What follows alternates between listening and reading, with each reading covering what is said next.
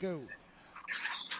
Yeah, Cobra Kai, Cobra Kai, Cobra Kai, Cobra Kai, Cobra Kai, Cobra Kai, Cobra Kai, Cobra Kai, Cobra Kai, Cobra Kai, Cobra Kai, Cobra Kai. Ladies and gentlemen, boys and girls, children of all ages, it's show off season, and as you can tell, you know what today we talking about because the only reason the true people of Cobra Kai, that's literally Ice, Ken, and myself, because Joe, you suck because you didn't decide to join us. Because nobody gave me a memo that we were doing that. Like, So if all of we a do sudden it, you go, if we no, do it, We you did not jump it. plan that. We no, did not no. plan that. Exactly. He just started it, so we joined All in I because see, we know what the deal first is. of all, I was looking down, and all of a sudden, all I look up and see Cobra Kai, Cobra. I was like, "What the fuck is going on? Are we starting to record, No, or what's going on?" you knew what this podcast was about. Yes, I knew what this podcast was about, And but was this planned? I said, did you what know the what to fuck? I didn't know we were doing that. do? Did you know what to do? Nope. First of all, I said you look confused as fuck for like a couple seconds. Then you Yeah, a joined couple the last seconds. second. But then when I realized what was happening, I joined the fuck in. Exactly. You Oh, stayed fuck looking it, confused all 30 seconds. Oh well, whatever. Cause I'm down with me. How you doing? Anyway, fuck it. I don't care. I've said it. We fucked with Eagle Fang up in here. Facts. Facts. Team Miguel. No, don't say facts. I mean, granted. I mean, yeah. Hey, okay. man. You got it now. Oh wait, time out. By the time we get to the end of this, you realize why you can say facts to that as well. I So, got you. All right, but hold on. I'm sorry. Before this goes any further, for all our listeners out there, I want to let y'all know that this is going to be a discussion episode on the third season of Cobra Kai and the Cobra Kai series in its entirety. So there will be major spoilers. Whoever is listening to this, if you have not finished the third season of Cobra Kai, I do not suggest you listen to this episode right now. Turn this off, go onto Netflix, binge all 3 seasons because it's just that worth it, and then come back and listen to our thoughts and opinions. Well, This is and once then again your why final spoiler didn't you warning. do it already? Why did you not do it already? This is your final spoiler warning. So after this point, you've only yourself to blame. Thank you. Proceed. Isa. Thanks, Isa. Now I could just scrape that off of my notes and sing spoiler alert. Now, being the freshest person who just seen it, Ken, who literally had to binge the whole season within 2 days, and like literally, like we literally just talked to you about this shit last night, and you really got through all this. I'm proud of you, bro. So, Thank you. so like he couldn't digest or nothing. So, Ken, your thoughts of the show entirety from season 1 to 3? Man, if holy shit was a word, man. If holy shit was a word? If it was like an image that we would be able to Wait, like. no, wait, stop. like- I tried to save myself after that. Like, Stop. Did you? Okay, When he said that, I was like, yo, we all said that. Like, as I said that, I was like, wait. You said it. yo, you see, this me being discombobulated is a You froze, much within all 3 seasons of Cobra Kai. bro. Nobody know what you said. You froze. Oh shit! You see me now? Yeah, we can see you now. Yeah, I'd like to let all our listeners know that this episode is being recorded via FaceTime. So there may be a couple of online connectivity issues. So there might be some freezing and some stuttering and stuff like that here and there. Just please try to bear with us to the best of your ability. Exactly. Except me. I'll be here all night. So. hey man, we in a pandemic. Everybody freezing on our podcast now. Whatever. But so like, first of all, let's. If holy shit was a word, well, it's not. It's Technically, two. holy shit is 2 words. So yeah. Yeah. Did you mean to say if holy shit was a show? Yeah, I'm so discombobulated over everything that I just watched in such a short amount of time. I'm really like holy shitting all over the place. Like holy shit, ooh, Holy this, shitting all over the place. He is jumping jewels already. yeah. Yeah. Okay, so we know what clips we're using for the Instagram, right? First one, if holy shit was a word, okay? Yeah, that's definitely going up. That is definitely going up. I'm gonna add it right now. Holy shit was a word. Yeah, but okay. So do you have any favorite what are y'all's favorite characters on that show? Oh man, Miguel. Miguel, hands Yeah. down. Miguel, I mean, MVP right there, yo, my man Miguel. Miguel has, I call him the throw king. I don't know how he always finds a way to throw somebody. And Yo, he that just last throw that he fucking, did against that dude, Yeah. against Kyler, that last throw that he did when he dove after him, went upside down and like practically stunned that nigga. Yo, that shit was crazy. yeah. I'm trying to think of if I have another favorite character besides Miguel, but Hawk. Hawk. I was just gonna say Hawk is a badass. As crazy as he was, Hawk is literally the overwhelming monster when he's upset. I give him credit because like he's the kind of guy that just beats you from left to right until he beats people into submission, and I love it. Hawk's character is like 2 steps away from being a serial killer. Well, he was a traumatized, bullied kid, man. That's what. He was like he one of those. He could have easily been one of those nerds who always got picked on in school, and then he had a best friend, and then he's got that dog come to school tomorrow text. So Yep. Pretty much. Yep. That's exactly if it wasn't for Cobra Kai, it would have been a Mac 11, like one or the other, man. Yep. Oh my god. Either he was gonna learn karate or that's it. Like I said, he's gonna learn something else.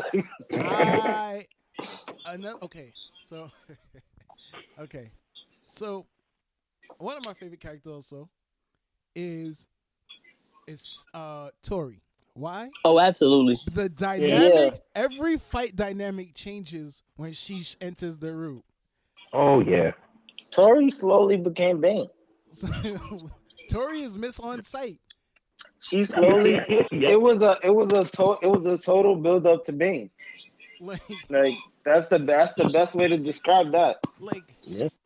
And then so I was talking to a friend about this earlier. I was like, "Yo, you want to know how badass she is?"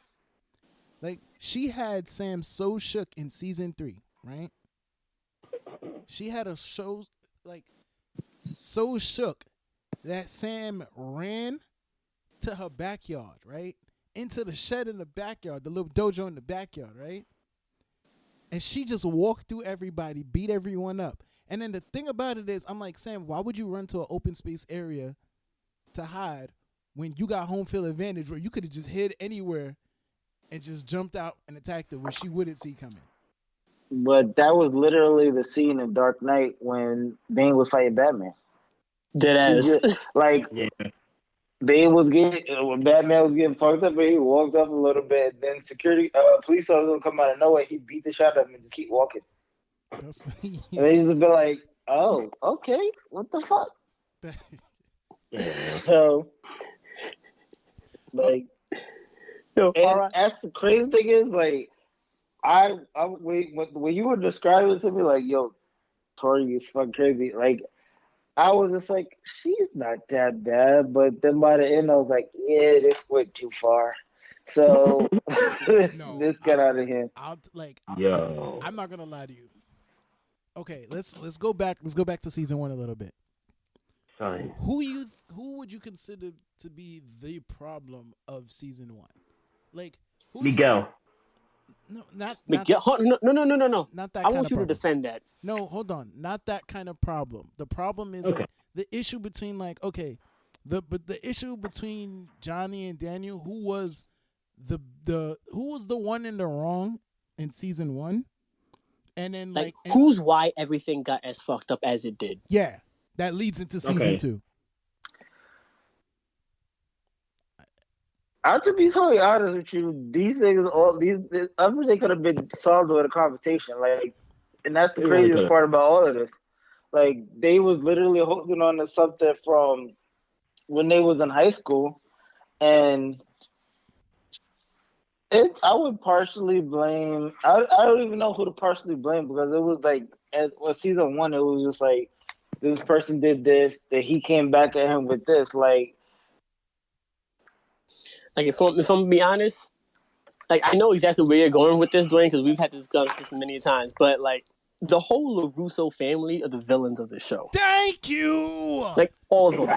Daniel LaRusso, his daughter Sam is what kicks out of all of this. Cause think about it, none of this shit would happen if she didn't crash the car into Johnny's car. That is totally true. Like, none of this would have happened if she wasn't.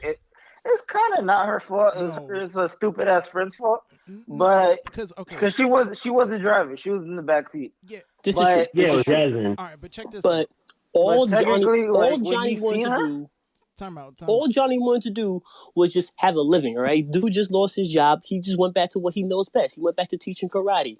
But Daniel got some kind of OD PTSD from bullying Johnny, so he had to give some old bullshit. Okay, no, Cobra Kai has to be taken down and for good. So he does everything he could to make Johnny's life a living hell. We're gonna he got his rent raised. I would have been pissed too. We're gonna explore Daniel's PTSD in a minute, but let's be clear right now. When Johnny went to go pick up back his car, and he had to go to LaRusso's car dealership, you gotta admit, Daniel was being an asshole. Yeah, he was being a dick because he really showed that you've been talking about how you fucked him up for years. Yeah, and he was like, I didn't kick his ass. Technically, it was his face. Yeah, this is that guy whose ass you kick. Like, yo, come on. Yeah, man. Talking shit behind my back like that. In front of his colleagues too, like he really didn't have to do that. But I mean, if you get your ass whipped as a kid, and you get one look, you get a kicking, you're gonna talk shit about that for years. 30 years, 30 fucking years. Like seriously, who holds on to that like that? And then he made it his business model though. He really did. Yeah, he did. He said we kicked the competition. I was like, yo, bro, let's be honest with you. Like, you beat me in one legit fight. I mean, like, we never got a second round or nothing. Like, you sitting here talking trash. You got to remember, you didn't defend the title against me.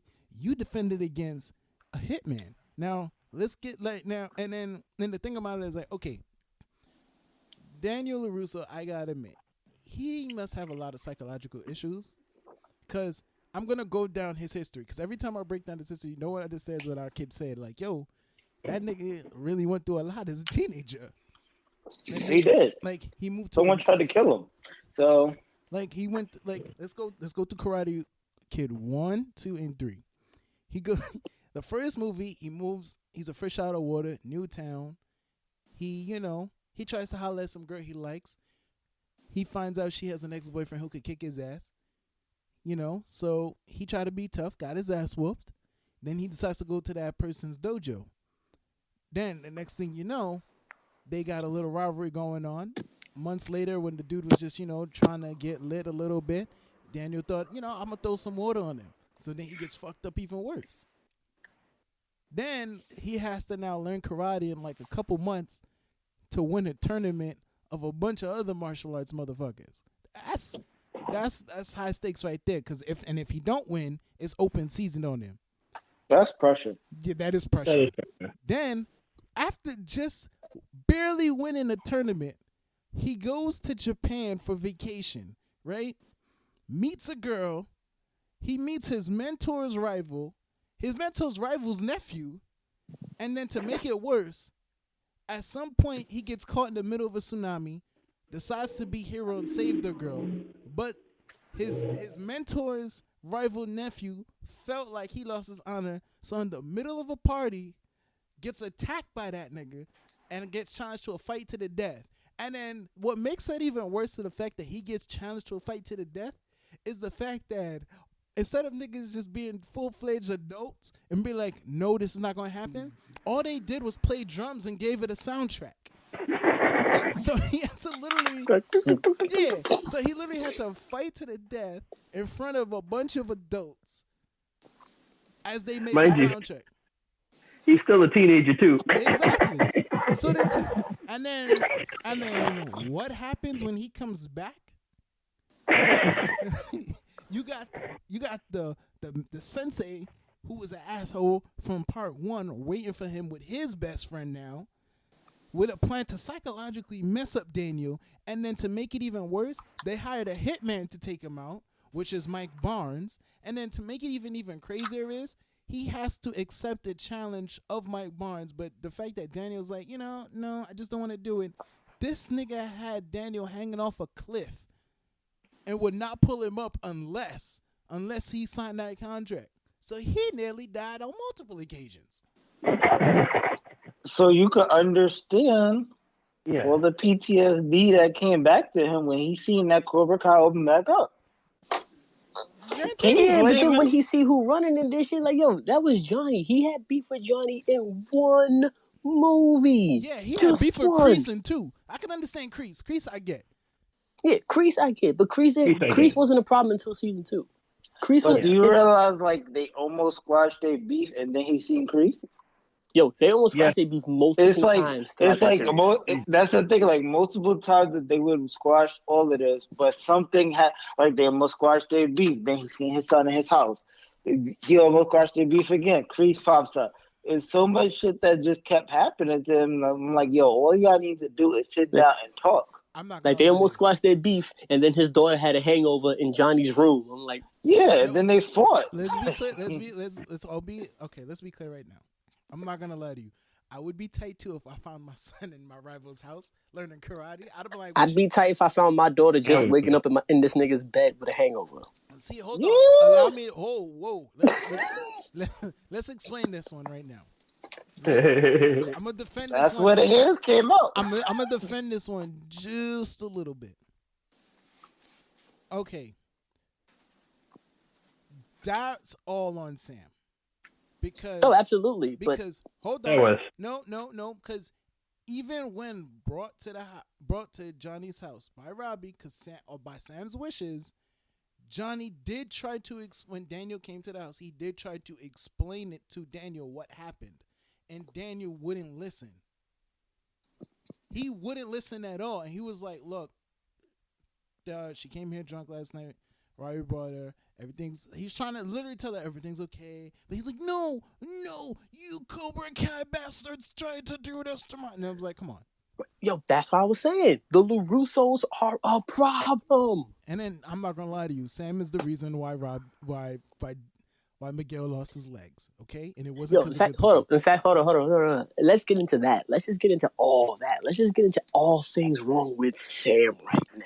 Okay. I was going to say the same thing because Joseph brought up a good point as far as like, yo, they could have ended things on multiple occasions. Sam could have done the same thing even with our best friend Aisha. Okay, let's be clear right now. Miguel was in the right when he got tight when he saw her coming to that party with Robbie. I don't give a fuck. Like, yes and no, because that he also really. Yes and no. No. Yes and no. Yes, he had every right to be tight, but he also fell into that same trap that Daniel fell into. Had he just listened, everything would have been cool. Because keep in mind, remember, Sam had her phone confiscated by her mom, so all the calls and all the texts that he was sending, she wasn't. She never got any of them. So how did he was drunk by the time she came to the party? She tried to sneak her phone away. She tried to sneak her phone away and answer, but her mother caught her. Exactly. So yeah, Miguel was tight, but he also could have just listened. Yeah, that one's not so much on Sam. Yeah, but it didn't. Hold on. It didn't help that Robbie also got involved, and then the fact that think about it. Like, I'm not gonna lie to you, Robbie didn't make anything better, and then. It was like, all right, you're not making anything better, and like, all right, I'll admit, Miguel was a little hot-headed, but he was drunk. Yeah, little hot-headed. If you're drunk and you're taught always strike first, if you're drunk and somebody gets in your face, you're gonna punch you dead in the face.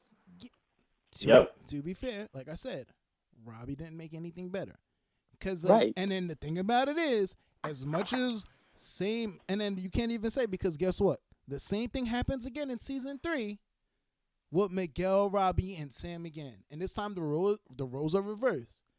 Yeah. And what's even crazier, and even Daniel calls her out on this shit. Yeah, Daniel straight up called her a hoe in this. But he literally no, Daniel straight up called his daughter a hoe. Like, yo, you seriously, you fucking around with Miguel, you fucking around with Kyla, you fucking around with Robbie. The fuck is you doing? She was fucking on the she was trying to get on the dojo floor. Yep. All right, but hold up. If you open your dojo door and you see your daughter on the floor with some dude, you're gonna be like, all right, bro. Everybody dies. I'm not gonna lie to you, at that moment, Miyagi-Do is dead. Now I'm officially going Cobra Kai. Yeah. I'm striking first. Like, you first of all, you sit there and I find you on my dojo floor, and then your man got my drum in his pocket, bruh. What the fuck? And not only that though, but like the whole thing with Robbie like round 2 of that, like when Robbie caught them two together at the dojo. Now that one's different though. That one's different because Sam was trying to get in touch with him the whole time he was in prison, but this dude was on lockdown. The dude was constantly fighting niggas day in, day out, and everything like that. So he never really got around to replying to those messages. But keep in mind, that dude unplugged the printer. No. The computer. He was out of prison for at least a week, and he just then got around to trying to see Sam. Hey, man, he was trying to get his Whoa, then again, he had no money and no transportation, so it's like, yo. Nigga, he walks.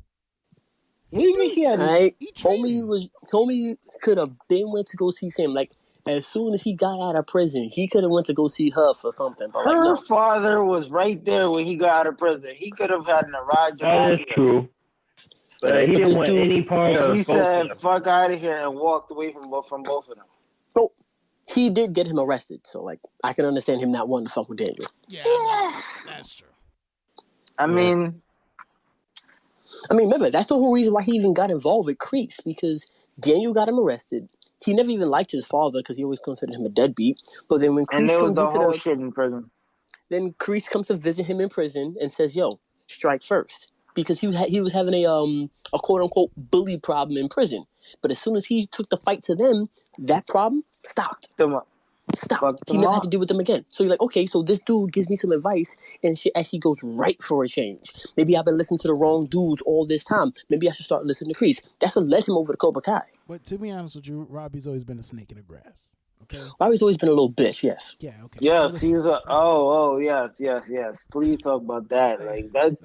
That dude has just been a whiny little bitch. Dimitri? No. We'll get to Dimitri later. We're gonna get on Robbie. I want to get back on Sam because we didn't really get on Sam. We're gonna get to Dimitri later. All right, Robbie, go.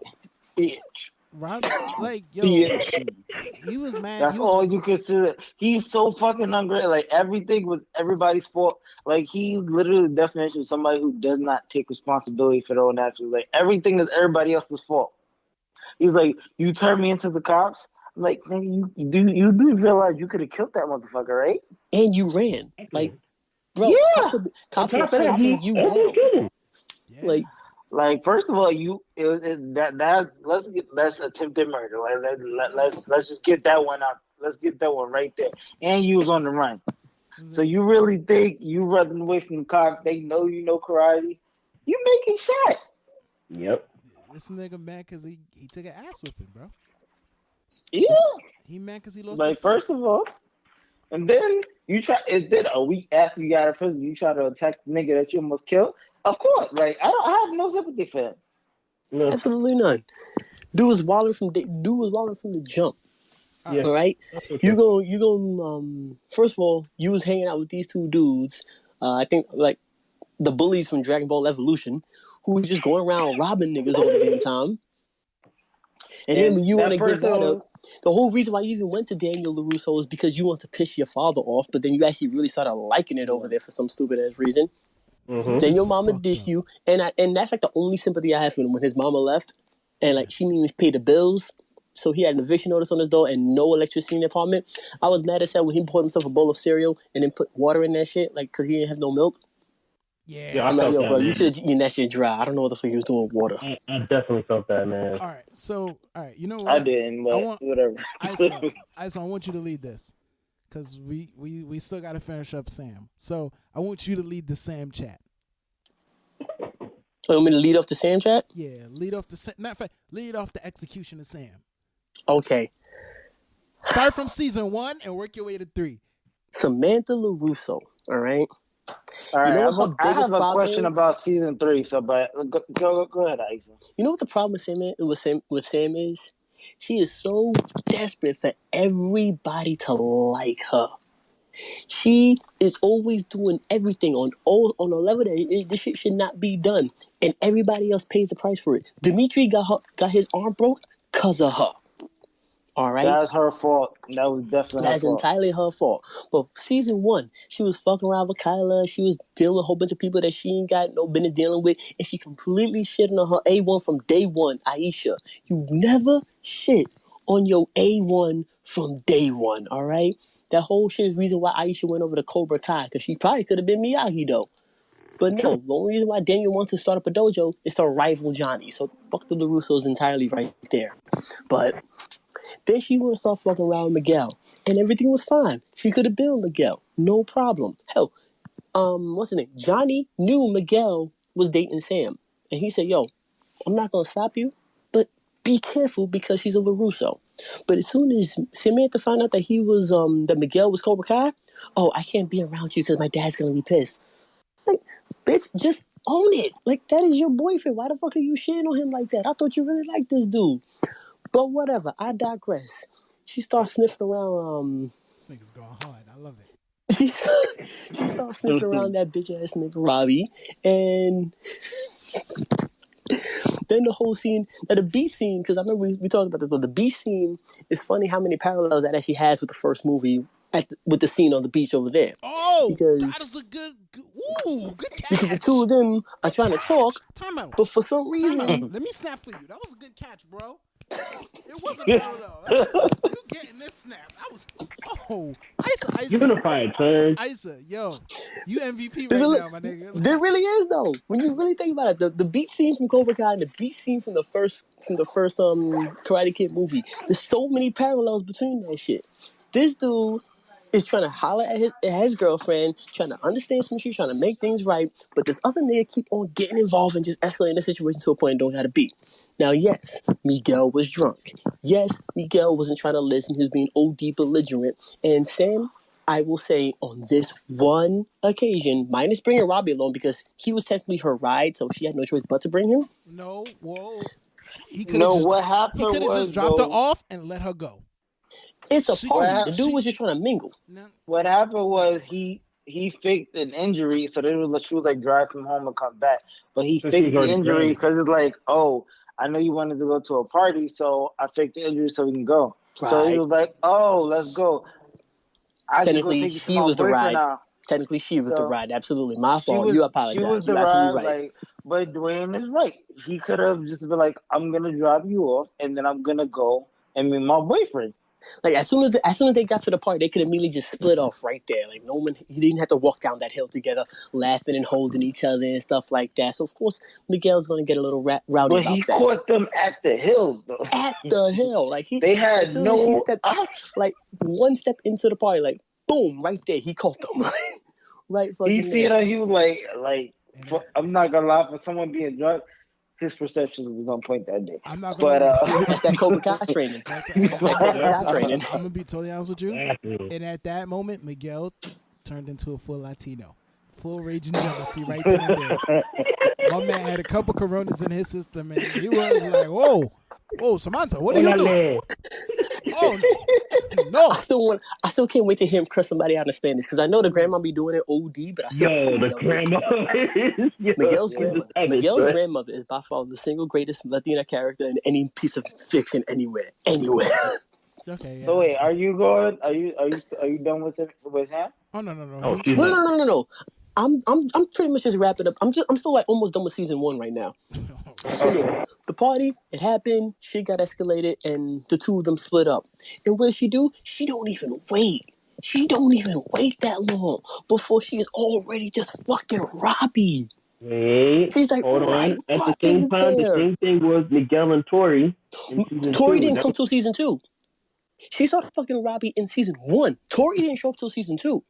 Well, she was a fucking Robbie. They just made out a lot. Yeah, they became boyfriend and girlfriend. Stop saying fucking like they like. Yeah, I'm sorry. The characters are underage. I do not want to like OD like exhibit underage fucking. But like because that doesn't happen. These are adults. These are adults playing teenagers. But let's just like for the most part. Actually, Dimitri actually is a teenager. Yeah, actor playing Dimitri is actually the youngest one on the cast. Yeah, but he's the least liked character. So. Oh, he got his arm broken. He got his arm broken. So he's actually not the least liked character. Like, I do like when Kreese decked the shit out of him, though. Same here. Yeah, that shit was funny. When Kreese decked the shit out of him, I'm like, okay, yeah. I actually do. I like Dimitri, but there's one. I don't know this guy's name, but there's a character I like less than Dimitri. But carry on. All right. Alright, so yeah, season 1 wraps up. Sam pretty much has nothing to do with anything, but she tries to make nice with Aisha and anything like that. Season 2, let's just skip straight to when Tori shows up. Tori did nothing to Sam. Absolutely nothing. All right. Tori showed up. She joined Cobra Kai. She befriended Aisha. She starts flirting with Miguel, and Aisha invites her to that little fancy party or whatever. Was try to keep his mind off of Sam. Right, and like, that's what she did. It. But as soon as Sam meets Tori, she instantly has a problem with Tori. Like, she sees that Tori's is a little different. She's not really with that high class shit like that. Hell, I think she like stole some place or something like that. And then some stuff goes missing around the party, and she immediately attacks Tori and tries to accuse her of that shit. When it wasn't even Tori who did it. It was Robbie's old dumbass friends, the bullies from Dragon Ball Evolution. Exactly. He knew exactly who it was. He knew exactly who it was, but like he could have communicated that with Tori, but with Sam, but whatever. But so when Sam accuses Tori and tries to attack her, Tori does what is her God-given American right, and she defends herself. Now her defending herself just happens to land Sam through a table. Wait, time out. Take a breath. I said, take a breath. Because like some of you, like, you're talking really fast, but you are losing words. So I just want you to take a breath, catch yourself, so you can communicate better as you continue. Not only that, I'm starting to see steam coming out of your eyes. No, so seriously, this shit was annoying. Like, seriously, Sam annoys the hell out of me. Like, you have no idea. Okay, continue. She continues training. She continues shitting on Tori for absolutely no reason. She shits on Aisha. Once again, you don't shit on your A1 from day one. And then the house party. Well, her and Tori just start competing against each other in mad different shit. I say, you know what? Tori has every right. No, in fact, no. Wait, before we even get to that, I'm sorry. The roller rink. Yes. The roller skating rink. Ooh. That was when I said, you know what? Fuck you, Sam. Seriously.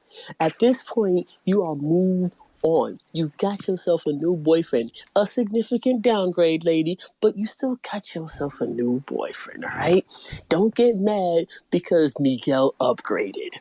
Okay? He definitely did. Don't get mad because Miguel upgraded. That stung the heart. I love that. All right.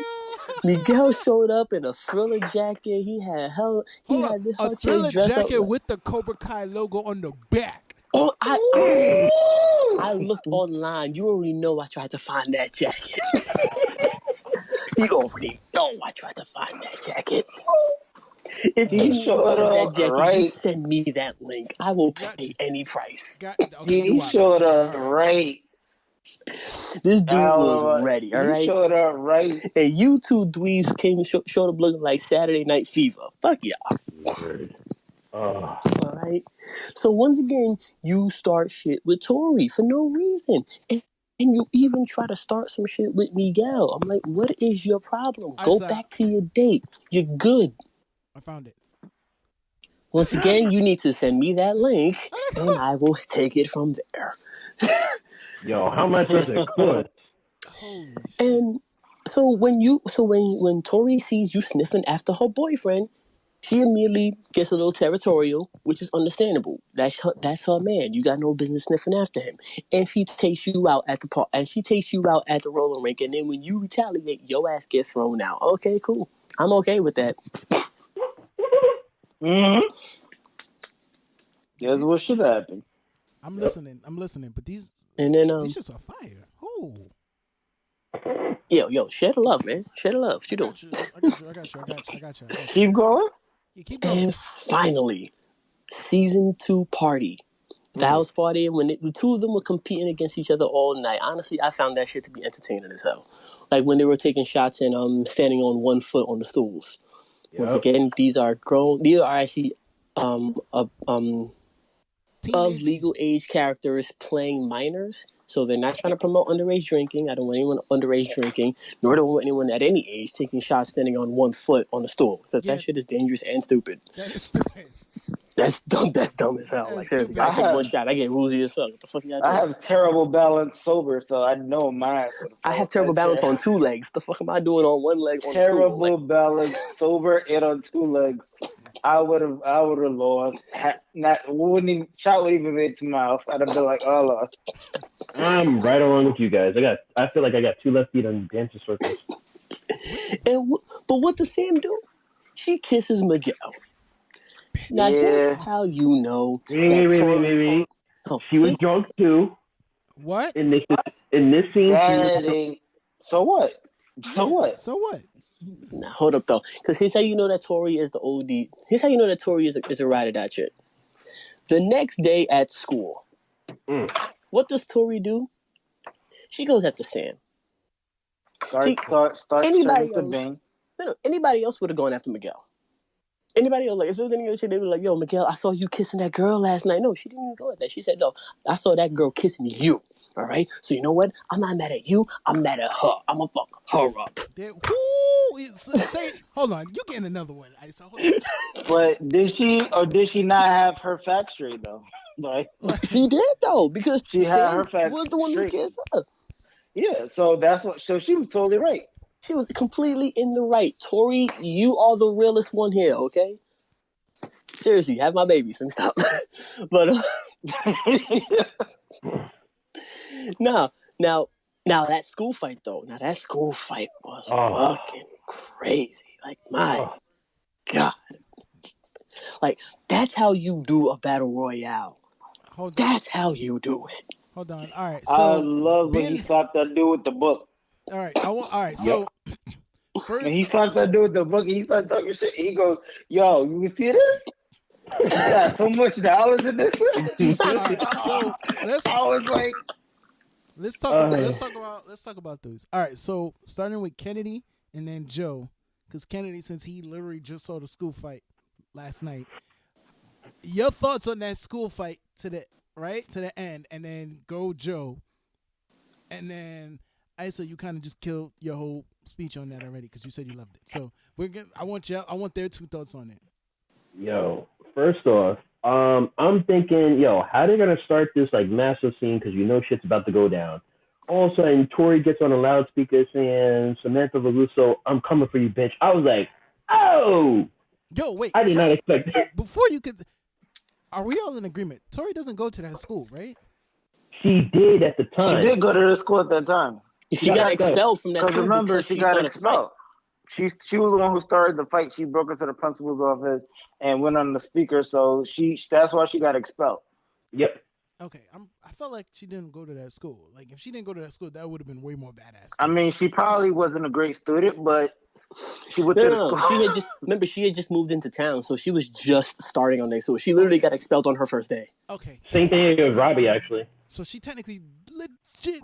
She was supposed to start her first day, so she didn't actually go to that school. So nobody even knew who she really was. Nope. Yeah, I think Robbie at least had a weekend before he attempted murder, but no. I think Robbie went there, but remember, I think it was in like season 1. They said that he dropped out of school. Yeah. Wasn't that a different school? No. He went to a different school, right? He went to a different school. He didn't go to that one. And then when he cleaned up his life, that's when he went to that school. All right. Yeah. And then he tried to kill Miguel. But you're not gonna let that. You're just gonna ride with that for the next. All right. You know what, Kennedy? Get into your fight. He literally did. That's like how season 3 started off. Like he let it go. Like Miguel let him go. Miguel's like, it's cool. He goes, just kicks off the balcony, bro. Word. But before we even get to that, as soon as they met up in a hallway, the epic circular stare down, you see Robbie and Miguel running to the try and get to where Samantha and Tori is. And then you see all 4 of them. Oh man, that whole stare down before everything started ensuing. Then you had Tori and Sam start fighting, Robbie and Miguel, and then everybody else like Cobra Kai versus Miyagi Do. Just oh my god. Okay. Okay. All right, calm down. All right, Joe. I'm not gonna lie, man. I was like, this probably could have waited. This could have waited until after school. You didn't have to get on the loudspeaker and do all that. That was unnecessary. But bro, unnecessary is literally the build-up was. Yeah, a lot of this was unnecessary. The build-up was great. The whole fight where, favorite part of the whole fight was when he slapped the dude with the book, but that part. That would have been me. I'm like, you in the school, somebody's beating your ass. What is the weapon you know you're gonna get past security anytime, even if they checking your bags? That book, baby. Exactly my point. Like, but the I would say the part where I was like, yo, this is crazy. This is crazy. When he kicked him off the second floor, I was like, Robbie, no. And then he fell. I was like, yo, he has to be dead. But that was an overall great fight. All right, question. Now, hold on, real quick. I want to tackle something that he just said. Okay, so remember in season 3 how Sam had like PTSD when it came to Tori? Yeah. Do you know why? Because who the fuck do you know is going to be bold enough to come at the beginning of the school day? Motherfuckers is still waking up. And what do you do when the loudspeakers welcome everybody to a new year? All you hear is someone kick the door down and said, bitch, meet me in the hallway. She didn't say see me at 3 o'clock. She said see me now. That boldness, that's what scared Tori. I'm coming for you. She said, I am coming for you. Okay. That boldness, that's what scared Sam. Right. That's why she had that PTSD against her. You don't wait till the end of the day. It's all about presentation. It's all about scare tactics. You do that shit now. Don't give them time to prepare. Fuck that. Okay, so. Bro, do you know how crazy it is that you have her dreaming about an ass whooping? You had her dreaming about her own murder. Y'all all saw the series on Netflix, right? Yes. Yeah. Okay, so yes. I think you're the only one, Dwayne, that actually saw it on YouTube Red when it was on YouTube. Okay, so here's the thing. The build up to that episode, right? When you get the trailer to that episode, puts you in a whole extra hype of the mindset. Because it's literally, I kid you not, it's literally like fade into black. And it's literally like Tori on the microphone saying, calling her, just saying, I'm coming for you. Like, if you seen the trailer for it, it's literally Tori calling out Sam, right? And it fades to black. And it's literally you just see Daniel and, not Daniel, Robbie and McGill running, right? And it literally just cuts to them two running into each other. So and then it just says next episode. So like when you actually see it, it's even more hype because you're like, oh, what the hell? Because like technically they were running from opposite ends of the school to get to the other person. Yeah.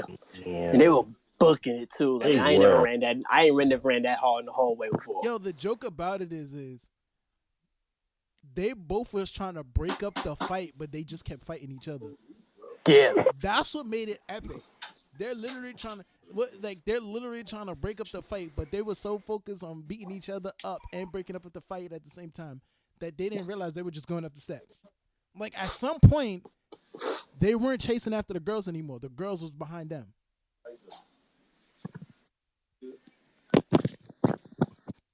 So, to me, that made it cool. Right now, we having a little technical difficulties. Joe and Ken are gone, so it's just me and Isa. They're not gone. Oh, they're here. On my screen, they're gone.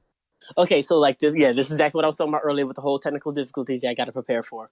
Hold on, let's see if we can like edit this part out. Let's just can you see them yet? Yeah, bro. There's no video. This is all audio. So. Okay, but can you hear them? No, they're not saying anything to me. Okay, they're speaking. I can see and hear Joe. All right, so and Kennedy. So tell them to cut out and come back in. Go off the call and then come back. Let's see if that fixes it. All right. Anyway, so me and you will talk. Ice, did you just freeze?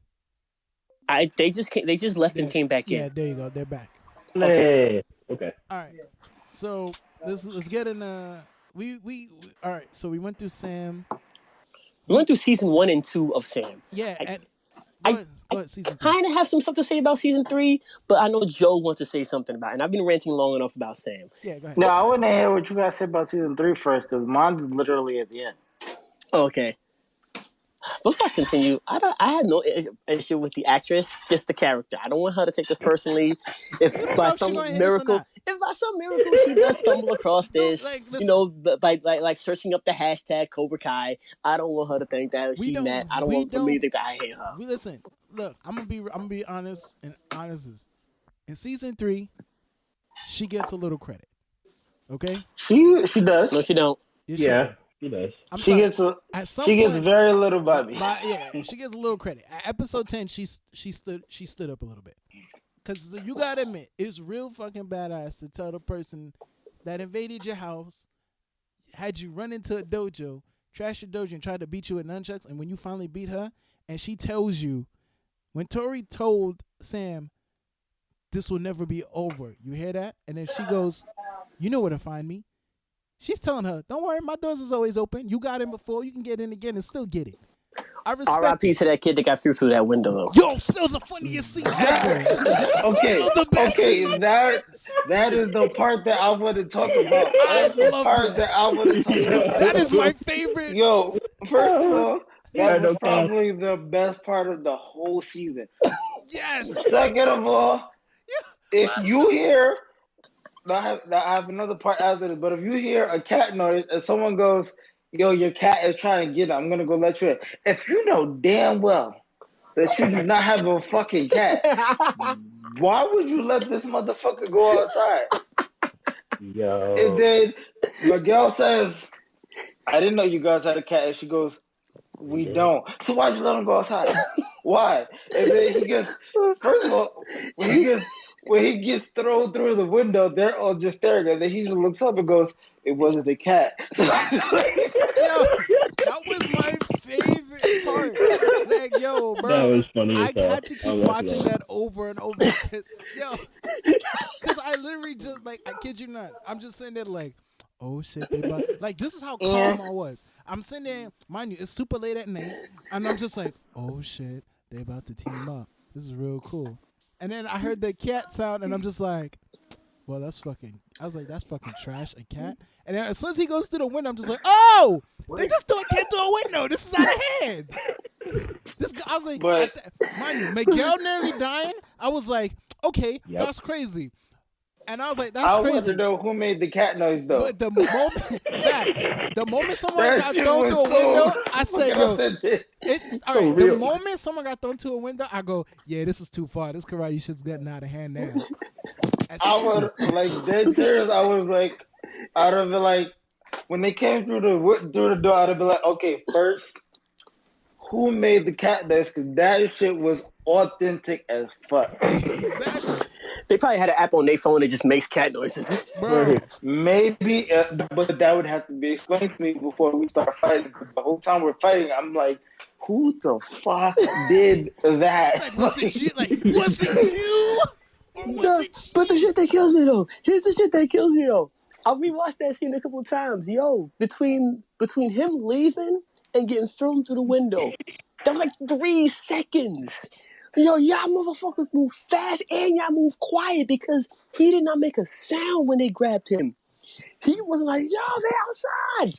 Nothing. They came. As soon as he went outside, shut him up, picked him up, throw his ass through a window. 3 seconds. She could have told him they don't have a fucking cat. She tried to. She didn't try shit. Because she didn't say nothing until Miguel asked her. Like, first of all, after the fight, I would have walked up to her and been like, "So you couldn't tell me y'all don't have a cat?" Like, a straight could have stayed out here. He was used to that shit. I only went to the door out of the kindness of my heart for your cat. That you don't even fucking have. Yo. Yeah. And it's weird because they do one of the most littlest motherfuckers through the window. Yeah. I would have literally been like, I got thrown through a window. A fucking window! Exactly. What was that plan if it wasn't the little kid that went to the window? Like, what if it was actually one of the big dudes? Yeah. Imagine if it was the black dude. The big black dude, exactly. What we got gonna do? I was just gonna kick him back through the door. He would have just had to go back through the door. I'm gonna be real with you. If I'd have got thrown through the window, I'm staying on the floor. I'm not getting up. Like, first, do you know how hard they had? I'm excusing myself from the whole fight. To throw him through his fight. You know how hard they had to throw him through that window. There was a fucking sink there. He could have landed in the sink. Didn't I tell you that, Issa? He overshot the sink. This is exactly what I told Issa. I was like, bro, they threw him through a window and over a sink. He overshot the sink. Yeah. And it's not this wasn't no little throw. They put effort into that. He goes through the window back first and lands face first. Bro. Yo, that's worse when Jeff's getting thrown out in Fresh Prince. Like, this like takes it to a whole new. That was way worse than Jeff. What was the movie with Eddie Murphy? Beverly Hills Cop. When he got thrown through the fucking windows and he gets arrested, like, I'm getting arrested for disturbing the peace. I got thrown through a fucking window. Yo. Like, that's something like I would have been stuck in that for a minute. Even the next day when we all meet up at Miyagi-Do, we training, and everybody thoughts to look like before I would have cut off, I'd have been like, so you really could have told me how to have a cat. As soon as Daniel walked in, hey, Mr. LaRusso, y'all got a cat? Oh no? Oh no? That's what I thought. Well, I'll be damned. Go figure. Like, hey, Mr. LaRusso, I tried to let your cat in last night. We don't have a cat. Fuck exactly. Exactly. I tried to let your cat in, but instead I got let in instead. Exactly. Like, your cat tried to go through the window, but it turned out to be me, nigga. Exactly. Yo, if anything, I expected Dimitri and his like phobic ass like to say something about cats, since he's like, yo, do you have any allergies or stuff like that? Like, I expected him to say something out of anything first when they heard cat noises. Yeah. All right. So let's get into one of my favorite characters, aka Hawk, aka Lip, aka Mr. I'm gonna beat the bricks off of you and let you, and then I'm gonna violate you with my eyes after. This man is the definition of evolution in a character. He goes. You look totally different. Like, bro. Yo, out of everybody, other than Miguel, he's like the only person that was actually listening to Johnny consistently. Yeah. Because he grew. He grew. Johnny told him, yo, man, you need to change up your style. You know, take attention away from the lip. And that's exactly what he did. Changed his whole persona, changed his style, changed his fucking hair. Yeah, I hate Mohawks. Yeah, I'm not a fan of Mohawks, but still. But if you had a lip like that, you would have liked it. So I say about that. And hell, he even got a whole fucking tattoo. Question: Who gave more than that one tattoo to a minor? Huh? He got he had the hookup at the shop because he literally. I think there was one season where he just took off his shirt and he just laid down and they just did it overnight too. Like overnight. But he had like a couple tattoos though. He had a couple tattoos, and he also got his ex-girlfriend's tattoo on him.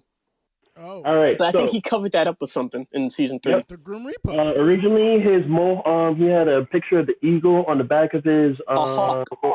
Yeah, he does have a whole fucking hawk on his back with a blue mohawk, and he had a moonshade tattoo on his chest, and then he covered that up with the Reaper, and then turned the hawk on the back from blue hair to red, and like pulled it out. Yeah, that's a lot. It was wild. Bro, that's way too much. I'm not gonna lie to you.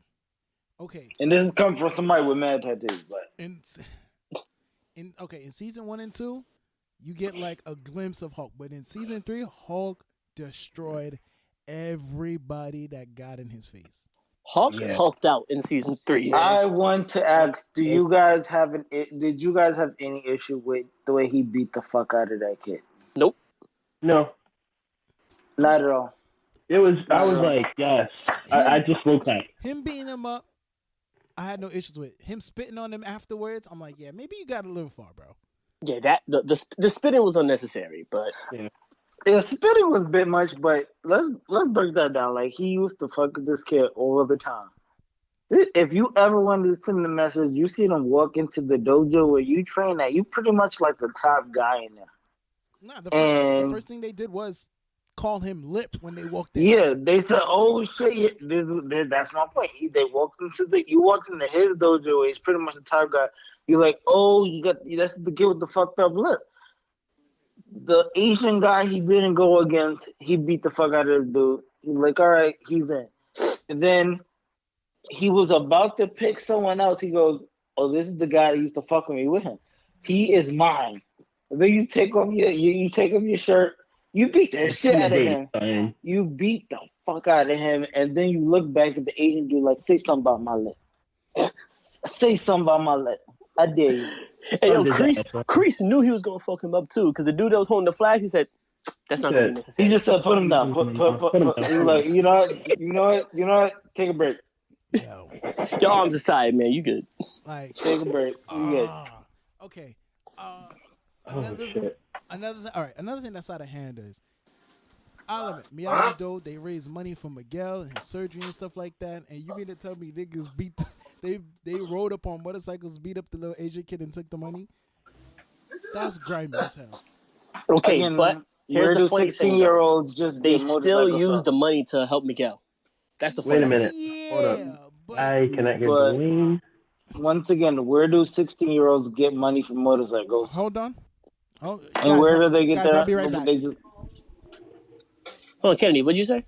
You can keep talking. saying I can't see or hear Dwayne. I think he just stepped off. Okay, yeah, he had to step away. So, he said, well, where do 16-year-olds get the money to buy motorcycles? Like, they were in sync with everything. I'm just like, are you kidding me?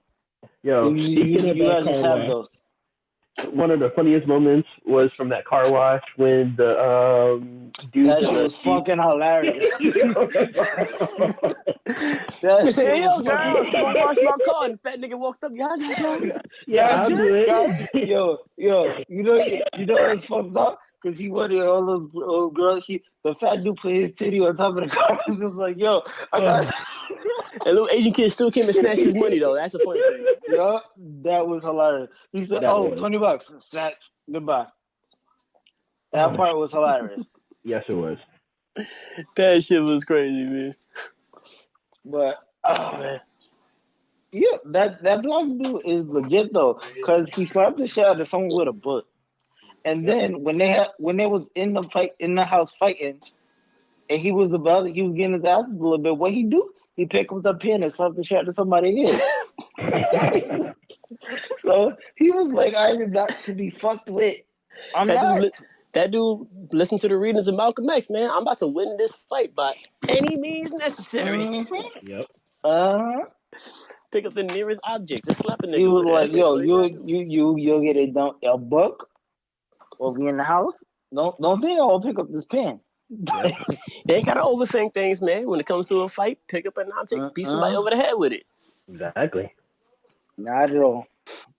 Hey, the other dude, hey, you can't call me penis breath. You call me ass face. They're the only ones allowed to call me penis breath.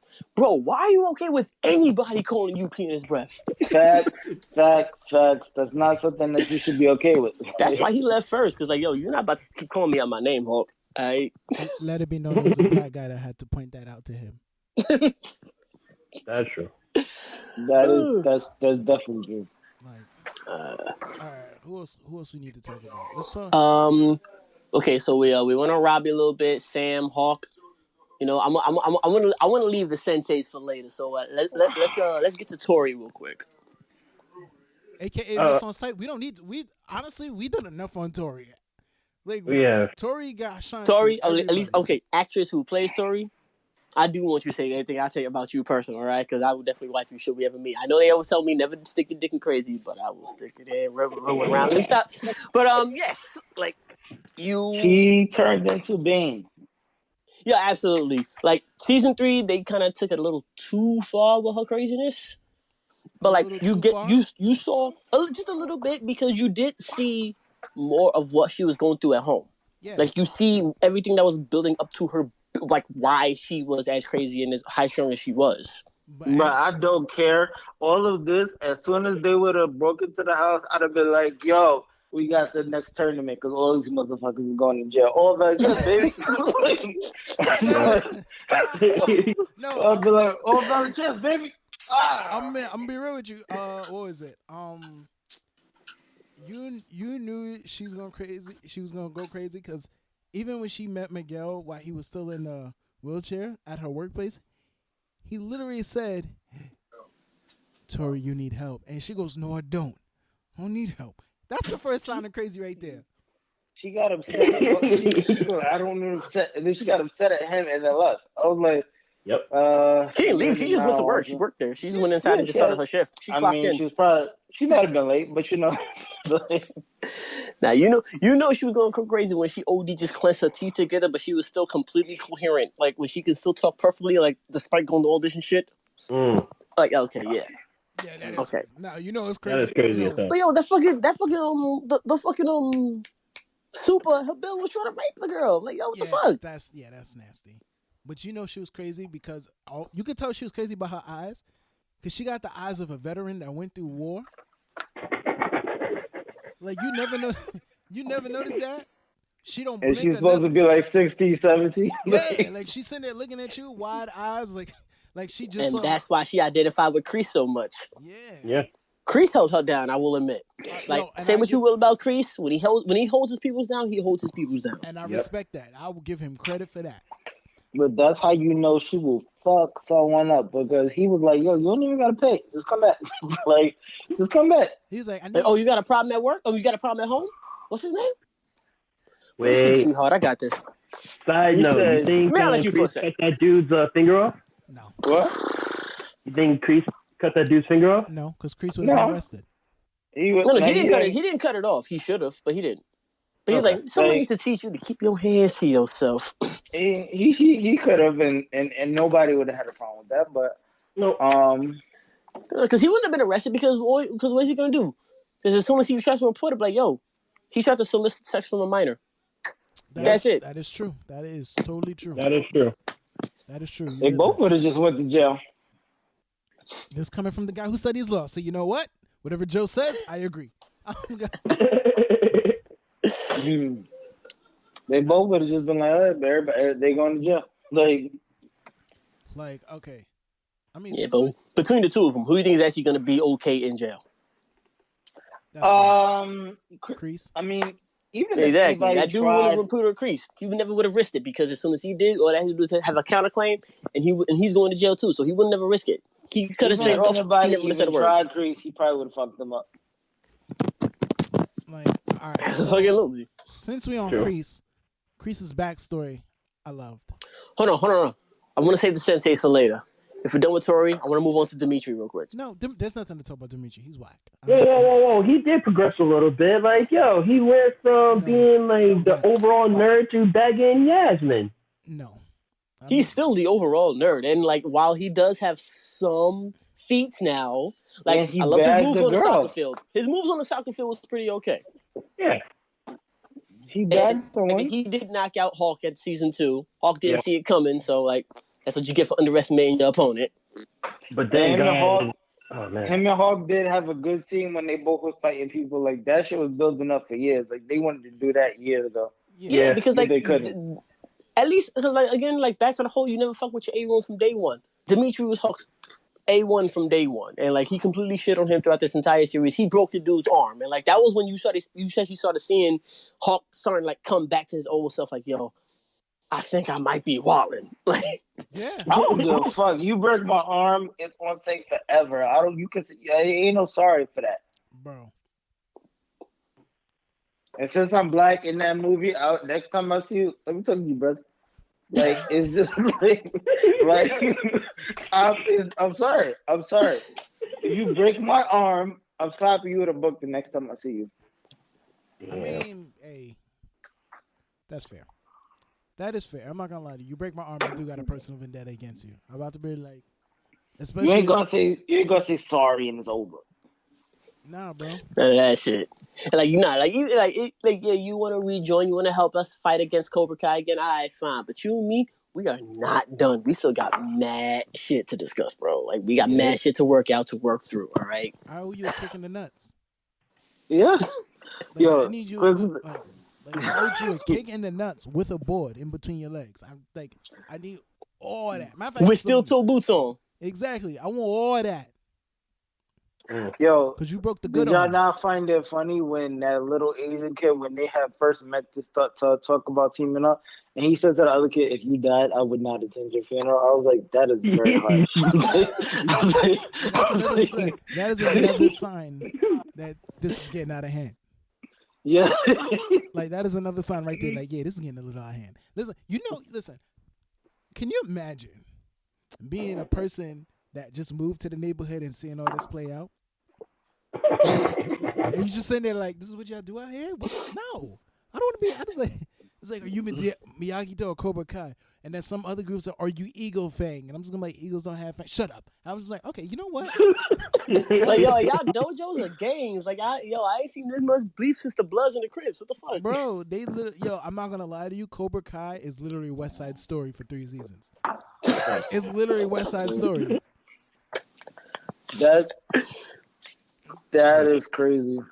But I mean, Aisha's family, they moved. They were like, no, fuck this. This is too violent. They did. You know what they did? They made a black decision. They said, exactly. They sold their house and said, we get the fuck out of here. Yeah.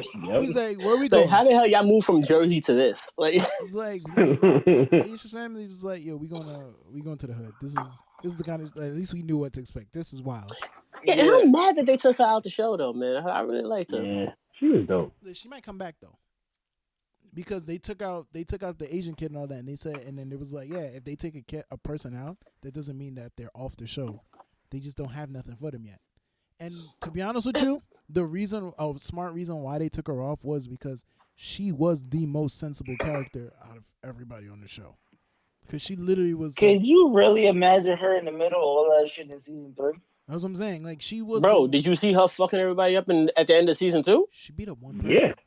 But she beat up the girl who was bullying her. Yeah, she gave her a front wedgie in season 1, and the fact that she came back. Was epic. That's what I'm saying. But the whole point was like she was, and then like even when there were beef between both of them, she was the one trying to talk to both of them. Like, yo, it's not that serious. She was a sensible character. I'm not gonna lie to you. She would have been the one to call the cops after all this. That's exactly why there's a season 4, because I'd have been like, if she was in season 3, there would have been no season 4. She'd have been like, okay, we need to call the police because this is ridiculous. I don't understand how no one has at this point. Like, seriously, after the whole school thing, I'm telling you right now, all the chance, baby. I'm calling the police on all of y'all. Everybody gonna get a case. Like, you'll be open case on you. Open case on you. I'd have been like, case on you. I'd have been in there like Oprah, like, you get a case, and you on probation, so you definitely get a case. Woo! All that shit though. The only person to get arrested is Robbie. Yeah, but you want to know what? Yeah. He learned his lesson because guess who was missing from that house fight? Tori got arrested too.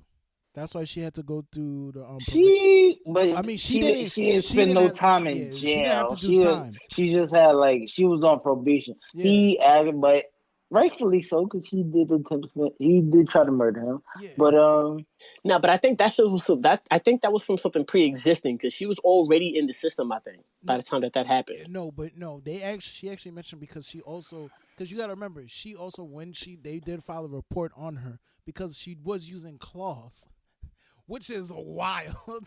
Yeah, she did use a weapon. Yeah, she did. So she was. She was wilding from season 2. All right, now one more before we get to the senseis. Any final thoughts on Miguel? AKA the Throw King, AKA Mr. Player, Mr. AKA Mr. Steal Your Girl Back. I'm gonna be honest, I ain't got nothing but good to say about that brother right there. Absolutely nothing. Like, seriously, if there was a perfect character in any work of any kind, it's him. Yo, Miguel's an anime character, son. I can't even. Miguel. He's flawed, but he's not. He's flawed, but in all the right ways. Yeah, he went from being a total nerd loser in season 1 to like the man when he came back to school. Yeah, he had to get thrown off a second floor balcony to do it, but sometimes power, you have to struggle for it. That's That's fucking cold, bro. But okay. It's extremely cold, but that's what happened. But no, That's what happened. you know why? Ali said it. Even the greatest got to suffer sometime. No, but because they know he won the fight. Yeah. They know it's like, yeah, you beat that kid. He sucker punched you, bro. He sucker punched you. Yeah, Once again, going back to the beat scene, man. The what? The beat scene. Oh. Cause remember he sucker punched him on the beach too. Oh, okay. See. And once again, back to Karate Kid, the sucker punch. Hey man, look.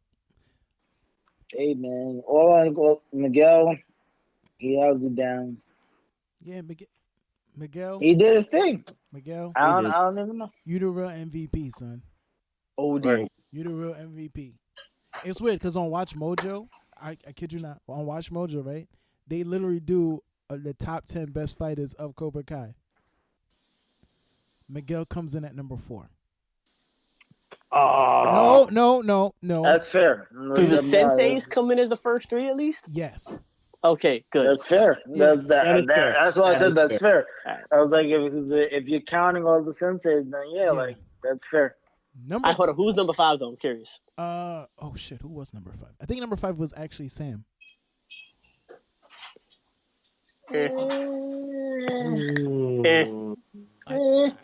Number 5 was Sam. I believe number 5 was Sam. I think Robbie came in at number 6. You know why Robbie got fucked up in the prison?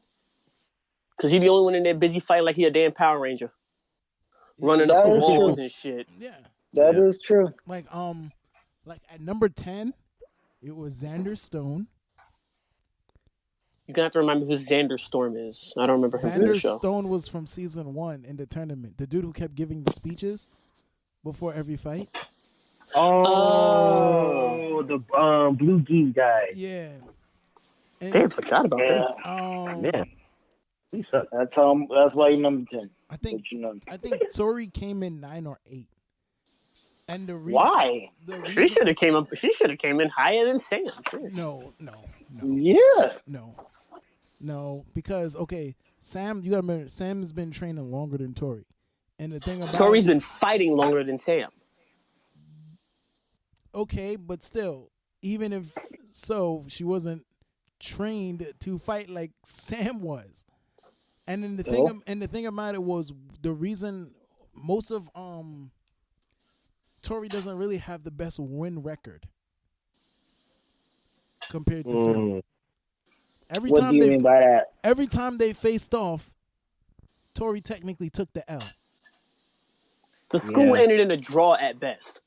No, she lost. They stopped fighting because Miguel got kicked off the balcony. That was definitely a draw. Because Sam kicked Tori over like a double stair type of thing. Yeah, she did. Yeah, but the fight wasn't over. She'd have got back up. No, she lost. That's a loss. Once the scene ends, if the scene ends with her knocked out on the ground, and then they showed her up again, she lost. The moment they cut from that, they didn't show her getting up. She lost. Yeah, but Sam gets PTSD from her though, right? Huh? And guess what? But Sam gets PTSD from her. And guess what? She got a strong. And then guess what? Sam still beats her again in episode 10. So she don't get no bonus points for literally making her dream about an ass whooping? And they did give her points on that. They told her there was like the thing that makes. They said she's actually a physical. It's funny because the way you described that, called her as Bane, that's exactly how they described Tori, because they said she's literally the physical dominance over Sam, that Sam has to use more technique to beat her, because on a scale, like a lot of Tori's feats is through intimidation and trying to overpower Sam. That's right. She picked up nunchucks. All right. Another thing, every time they fight, she has to use a weapon to try to take out Sam. No, she picked up the weapon just to torture her a bit. She picked up the weapon just to try to. She really wanted to cause her harm. Like she really wanted to fuck her up. All right, now let's go. Because Hawk was on top. Literally beat out Tori. Because Hawk literally never used. Well, he has. I'm lying. Because Hawk did use a glass vase on one kid. But most of Hawk's fights, he's usually beating the bricks off of somebody. Yeah, but Hawk's face look good. I ain't even gonna lie. Like he looks like you fucked someone up. Like Right. Like so, like I understand. Like, and then like it's funny because they break them down by the way they fight, and it's like, oh, okay. Like technically, Tori is a natural, but Robbie's also a natural, which is them being on teams is gonna be a problem later. And then, that's another thing we're gonna get into a little bit later. yeah, because Tori and Robbie are both naturals. Like Sam has been training all her life, so she wasn't a natural. She was built into it. What makes Miguel more dangerous and why he got high is not only because he got into more fights than anybody, but you find out he's the most adaptable out of everybody. This is why I keep calling him the throw kid, because he always finds a way to immobilize somebody and take him down. True. he was the one who technically brought Cobra Kai back. Like, yeah. Yeah. And then like another who else? Like with Robbie, he's like I said, he's natural, but like Tori's a natural, but she has a lot of intimidation factor that Robbie doesn't use or have. Sam, They got some nice Cobra Kai jackets. I ain't gonna lie to you. Yo, I ain't going front. I want the red one, and I'm about to get this red leather one. Like no gas. I think I want the varsity one. I want the varsity one too. I want the leather one. I think I want this varsity one. Yeah, this shit is tough. Or I might get the hoodie, but I'm not gonna lie to you. If we do get one of these hoodies is fire. I'm not gonna lie. Same here, but I'm not gonna lie to you. If we all end up getting Cobra Kai gear, guys, night out, we rocking it. I don't care. I'm with it. Guys, night we rocking it. The fucking quarantine can lift in the summertime. I'm still rocking this jacket outside. Like, I'm going out there. Just be like, we're gonna be sweating bullets talking about Cobra Kai. I literally want to sit on the outside. Cobra Kai never dies, but we sweat our asses off. I'm just saying. But yeah, down now let's talk these senseis. The senseis. Okay, let's start with Danny. No, let's start with Kreese. No, let's start from watch Mojo. Kreese is number 3. Kreese is number 3, Danny's 2, Johnny's 1. Let's break it down. Okay, all right. We'll start with Joe. You still there? Yeah, he's there. Yeah, man. All right. Who wants to start with Kreese? I like his backstory, and I do too. And I like the fact that I don't know if you've seen part 2, but I like the fact that they kind of played off the whole Terry Silver thing, but you didn't know who was Terry Silver. You thought the guy with the ponytail was it was Silver, but it wasn't. And then when you found out that the guy they was calling Slim was Terry Silver, I was like, ooh, that's a good way to just, surprise me. But yeah, I ain't gonna lie, Kreese had it a little rough. He did. Yeah. Honestly, when the scene started in the diner, I kind of had expected him to turn out to be the jock. But the fact that he was actually getting bullied and he was just a buster, I'm like, okay, that actually paints a good picture there. Yeah. I thought he was gonna be the irredeemable dickhead. Facts. You see how it all built up because he killed fucking who the lady he killed his sergeant. The sergeant had it coming. Yeah, he really did. He definitely did. But what's up, Ken? One quality I do like about the backstory, they did the same thing as what Arrow did on CW. They showed you the backstory a little bit here as well as present day and stuff like that. And they did the same thing here in Cobra Kai. I like that. Yeah, it just didn't take 6 seasons, though. Nope. They did it in 6 episodes. So... Hey. He did it in 6 episodes. No, because I felt bad when he found out how he found out his girl died. His sergeant kept that secret from me. I didn't want it distracting you in the mission. But definitely kill him because he started joking about it. Oh yeah, as soon as he started joking about it, like I got something to live for. You don't. Yeah. Okay. And then when he's like, "All right, we're good now. You can lift me up." You about to die. Like, hold up. I'm sorry. Did you forget all that shit you was talking? You know what would have been hilarious though? him that young, all those years, hasn't even been made yet. He just goes Cobra Kai and then kicks him into the snake pit. I'd have been like, Cobra Kai never dies. But you know. Yo, what was it? Okay. Anybody else got anything on Kreese? Because I got plenty on Kreese. He's a supervillain. He's a straight out of comic book supervillain. Like Ted as like that. That's why I didn't want to start with Kreese because I got so much to say about Kreese. I got through Daniel in like 2 minutes. Like fuck Daniel. But I don't know how quickly I don't know if I'm coming back to my next class. If during the class he pulls out an actual Cobra, I'd have been like, "You're taking this too far, buddy." It's just the logo. The logo was fine. You don't have to buy a Cobra for the class. I'm like, I didn't need this. And then they stole him another Cobra, though. That's the thing that killed him. Like, that's because he let a Cobra. Why did he need two? No, remember he let it loose in the guy's on the guy's showroom floor.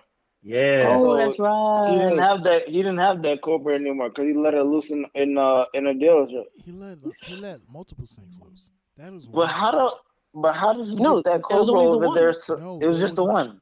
No, it was just one. I'm not gonna lie. There was one Cobra. It was just. There was just one Cobra. Everyone freaked out, but it was only one Cobra. It was the Cobra that he had in the dojo. It looked like more than one because they just kept going at different angles and they see everybody. I was like, how did you get the Cobra over there so fast? You just found out that he was trying to kick you out of the dojo. How did you get the Cobra over there? How did you get the Cobra in there in the first place and nobody saw you? Exactly. Security needs to be fired there. I'm sorry. Security needs to be fired. Fire them all. AKA Daniel's cousin. He sat there and just looked too. He did. Security definitely needs to be fired in that Of course, place. You gonna sit there and look. You gonna go grab a Cobra? Don't nobody ever pay me enough money to go grab a Cobra. No, fuck that. Except Robbie. No. First of all, First of all I know is I've only seen security terrible at one more other place. But we ain't gonna go into that. Okay. Let's talk about some of the positives of Kreese. Oh, I said earlier, when he looked out for somebody, he looked out for somebody. He does. All right, he knew that Hulk. He knew that Hulk was gonna fuck them up, but like, he also knew that Hulk had some shit to blow off with that. So he said, "Yo, let him ride." Again, looked out for Tori, got her back in the dojo. Of course, he only looked out for Robbie to get to piss off Johnny. He's trying to get he wants Johnny back. He definitely wants Johnny back, absolutely. But we all know that he really just wants to piss him off right there. I don't think he wants him back anymore because he did try to kill him, but no, I think he's over it by now. But at the time, no, he still wants him back. But he tried to kill him. Yeah, that's what he likes about Johnny. He wants Johnny, bro. He wants Johnny. No. Kreese tried to kill Johnny. Remember, he had the side. Oh, yeah. You don't know but he still wants him back. It's like if I can't have you, nobody can have you. He wants him back. But no one else has him. Johnny's in. He has himself. I don't want anybody to want me that much like that. You tried to kill me. Think about it. That's why Tori can relate to this guy. That's why. And then even though Robbie wants everything, but he tried deserves nothing. Yeah, but he's doing it and then this is the thing. It's and what makes Robbie such a catch for Kreese is that now it's 3 generations of Cobra, like he said. You know, because he looks at Johnny as a son. Yeah. So he wants that guy. Granted, you did try to choke him out on 3 separate occasions, but and everything you did, you actually was just some manipulating him. Like you He tried to kill him on multiple occasions. Yeah. And you stole his whole dojo from him, man. I kind of Johnny has a legitimate reason not to like that motherfucker. You tried to kill me once, then you come back, you steal my dojo, and then you try to kill me again. So it's just I get why he doesn't like him that much. All right, so let's go. All right, because this is this is a fire ass Cobra Kai jacket, hoodie. I'm not gonna lie to you, man. Hold on, the Kai one or the leather one? What? The You looking at the varsity jacket, the leather jacket, or the cotton jacket? No, there's a zip-up hoodie. This shit is fire. Yeah. The yellow and black one that kind of look like M&Ms. Nah. Like, yeah, I was just looking at that one too. Ooh, I like that one too. Yeah. But all right. So my next thing is. All right, we literally shopped for Cobra Kai when we talking about this. Yeah. Nah, because that ass. Hold on. Because that ass, I really want the leather one, but that shit's like $90 plus $30 shipping. And that varsity one is fire too. Yeah, but that varsity one is fire. You see the red hoodie with the silver? Ooh, that one is nice. I called it. Dibs. Now, because if I don't get the red leather one, I'm gonna get the cotton one. But I might do the blue. That's cool. Because I want the leather one. All right, let's wrap this up. Get it to Daniel, because I want to do other things today. Bro, it's like 10 o'clock. What the fuck? What else you got to do today? Like, the day's done. No, I got some stuff I got to finish up. Ooh, that's a nice blue. Oh, yeah, I caught that one. Okay. All right, Daniel. All right, let's do this. All right, Daniel, you stale piece of white bread. Jesus. You son of a bitch. Okay. Daniel LaRusso. Ralph Macchio, I like you, but fuck you. But Daniel LaRusso, every decision you have made was borderline the wrong decision. He's had PTSD, and he just needs to realize that. I don't think he actually worked through that. He needs to realize he had PTSD. His teen years were full of trauma. Okay, I get it. But he's been tried to be killed on multiple occasions. Half the people he was starting a war with had no beef with him. Seriously, if Allie didn't come back and tell them both to just chill the fuck out, I thought we were done looking at jackets, Dwayne. I thought we were done looking at jackets. I want this one. All right, continue. Sorry. I'm going with the blue. That's fire. Kennedy. I'm gonna flip a coin between the red leather and the red cotton one. I hear Kennedy talking, but he's cut off on my screen. There we go. He's coming back. He's come back. Okay, so Daniel, go ahead. Finish your rants on Daniel, and then let's all right, now Daniel, like you were you only kept on saying the whole time Miyagi-Do is about self-defense. Well, then why are you starting all the fights? Like, why did you in season 1 go after go after Johnny and like completely antagonize him and instigate him in your dealership? Why is that when he opens up a dojo, yes, you have beef with Cobra Kai, but your beef isn't with Johnny, it's with the organization of Cobra Kai. So y'all could have just sat down and talked about that instead of you trying to get him evicted, you trying to get him ridiculed and mocked publicly. You kept on starting every single piece of beef with him. Yes, granted, you did not start the whole thing with Robbie because you didn't even know that Robbie was his son. Okay, fine. And when you did find out it was his son, you kind of shitted on Robbie, but eventually you made up with him. Okay, whatever. But once again, your beef is not with Johnny, but you kept on starting beef with Johnny. When the two of you start going on Tango and Cash and trying to find who stole Robbie's car that Robbie stole from you, and like, again, I actually really did love that fight scene inside the garage. That shit was fire. Like, I should have known better than to work with you. Like, why? What's wrong with working with him? He's trying to find his son. He's just as frantic about this as you are. I mean, but he was about to kill that dude. He was about to kill that dude. Like, I'm not trying to be wrapped up in a murder. Like, he was trying to be a little too Batman on him, but yeah, Johnny did ball out a little bit. He was OD like, bro, I have a lot of money that you're about to cost me. I'm not doing this with you. Exactly. No, I get it. So I'm not gonna like his judgment on that. I would have been like, I was right with him. I'd have been like, what are you doing? Like, we're trying to find someone who committed a crime, not commit one ourselves. Like, you're going a little far here, buddy. All right, I'm gonna be honest. Daniel was being an asshole, but a lot of the stuff, right, beyond Johnny, could have been solved if his daughter was just honest with him. That's true. That is.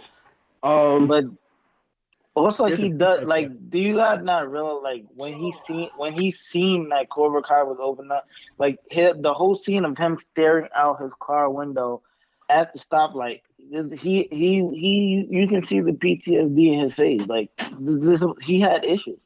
And then he's talking about Cobra Kai. Miyagi knows about self defense. But when he went to Japan, it was like, yeah, he didn't teach you this part. Like, there was literally moves that would have fucked someone up. I mean, Yeah. Like, so he technically only knew half of the shit. Yeah. Yeah. And I really did like that scene. I like that Chosen as she started training him after all their beef. Yep. See, if you can squash beef with Chosen, why can't you just squash beef with Johnny? For real. Yeah, Chosen, but that's Chosen tried to kill you. Him up. Johnny and you just had some high school beef over a girl. But Chosen fucked him up and then was like, okay, I'll teach him. I mean, he owed him one. I ain't gonna lie to you. That's my point. Like, he was just like, okay, I will teach you now, but you're gonna get your ass whooped. And even when he had him, he was like, he literally was like, this is what could have been. Now I'm gonna show you this technique. Because I could have killed you right here. Like, and nobody would have noticed anything. It's fair. Also, I do want to bring up something before you move on, Dwayne. Do any of y'all think that Ali of the old generation, between the relationship between Ali, Daniel, and Johnny, is like the next generation's version of Sam, Robbie, and Miguel? Yeah, absolutely. No.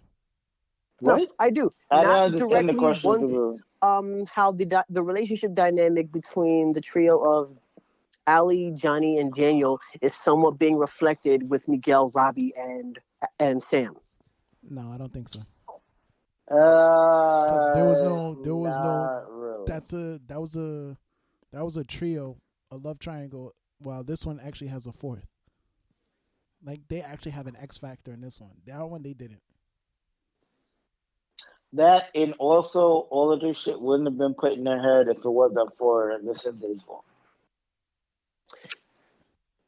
I could somewhat see it, not to the degree that it's like completely being reflected. If it's something that they're attempting to do, they're definitely taking so many liberties with it that it would somewhat be unrecognizable. But if you looked hard enough and tried to really break it down, I'm sure you can find something. You can find similarities. That I'll give you, but I don't think it's that generation, because it's like you have an X factor. Like if you want to put it like that. That would be more closely to, I want to say, Tori, Miguel, and Sam. Honestly, you know what? It would, because it's a weird dynamic. Because it's like this, it's the same story playing twice on two different ends. Because like you got Tori, Miguel, and Sam, and then you got Robbie, Sam, and Miguel, which is all telling the same story twice. And like now, say if what you call it, Robbie and Tori get together in season 4, it's gonna be like, all right, at some point y'all gotta realize y'all can never have dinner together because this is nasty now. Like, yeah, like y'all literally just swap circles like ridiculous. Damn, they could have all been in a polyamorous relationship. No, because they're teenagers. Stop it. That would have been disgusting. No. Let's be appropriate. These are the thoughts and opinions of Kettles, and the Celestials House do not reflect those of show of season. Just saying. I never thought I would have to say this. Hey man, aren't they? No, I'm just gonna drop that one. All right. Now, and finally, let's go. The man of the ages, AKA the sensei of all sensei. That's a stretch, but okay. The one whose respect from me rivals that of my own sensei. Wow, you OD. That's a lot. The work. Yeah, you OD. That is That's a lot. No, as a sensei, I respect the fuck out of Johnny Lawrence, okay? I get that. Johnny Lawrence. Wow. No, I don't think you get it, okay? This man went above and beyond for Miguel, all right? The kid was in his hospital bed, cursed him out, but he still came back for him, all right? Granted, he could put half of the effort into being a father, but still. All right? Johnny Lawrence. Smashed his mom. Huh? He smashed his mom. Yeah, There's that too. His mom is bad. Oh, she is. I said that in text. Next question. That's okay. All right, wrap up, Johnny, because I got one last question before we go. That's it. You done? Everybody done with Johnny? You done? No. I thought you were still going. Oh, I thought you said you had a question. I know. I said, but after we are done with the Johnny, you said wrap that up. Go ahead. Does anybody have anything to say about Johnny? Because I got a couple more things. Oh, I like the way he built his students up. He legit put confidence in everybody he taught. Every one of them. He owned up when he messed up. He showed support and showered his students with praise when they deserved it. Yeah. Mm-hmm. Never let anything stop him. Even when he got discouraged and took a break for a bit, he always came back swinging to the point that these motherfuckers were just training in the park. Mike. I loved how he yells quiet. Quiet! Quiet! I did that the other day in the car, scared the hell out of my wife, but we were just sitting there because I told her to watch Cobra Kai and she was watching it. I heard what was going on. I was like, he's gonna yell quiet. So before he was there, I was like, quiet, and she was like, you scared the fuck out of me. Terrible. Yeah, so slap the shit out you. All right, guys. All right. Good shit. Okay. So what's the question? Quiet! Listen. Cool, you walked into that. You know he was trying to set that up. Why did you do that, Joe? Why would you do that? I know. Seriously, quiet. Because if you sometimes gotta throw someone in the alley if they get better dunk it.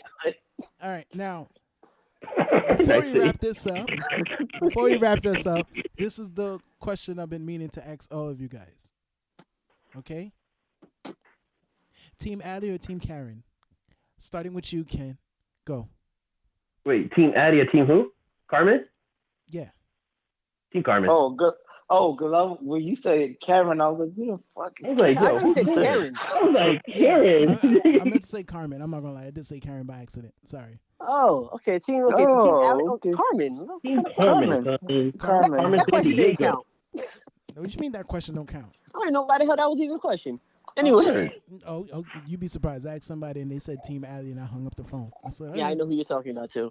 Don't even. I just know who you're talking about. Oh no. I know no. He actually said Team Carmen. Hold on. Really? Oh shit, that's surprising as hell. Like. So who in the fuck? Never mind. It doesn't matter. Nah. No, but I didn't realize Ali was Shorty from The Boys. I did not realize. I did not realize. Doesn't even matter there. She died there too. So. Damn. She just can't keep a man on the show. I'm just saying. Yeah. Nah. Hold up though. Next All Valley tournament. Who's fighting who? Ooh. Miguel and Robbie. They got to. Absolutely. Sam and they have to settle the match. Hawk and Kyler. Oh, yes. That's exactly what I was saying. Yeah. Hawk and Kyler got to throw down. The only thing is, Hawk cannot let Kyler grab him. Yeah. Yeah, his wrestling shit. Yeah, he cannot. Hawk has to keep distance. See, I don't know. I don't know who the. What was that? Y'all boy. I don't know who. I don't know who the black dude's gonna. I want to see the black dude fight, but he's gonna be at a disadvantage. He's not gonna have a book. It's probably illegal to use a book in tournaments. You know? Nah, that dude in Dreads in season 3, that unnamed dude. He's gonna hit him. He's gonna hit him with the referee. For real. Yeah, that would be fine. He would be like, he's still disqualified, but I would die. Here's another like, yo, he's definitely getting disqualified, but. All right, so they're calling Terry Silver, and they possibly bringing in Mike Barnes. Yeah.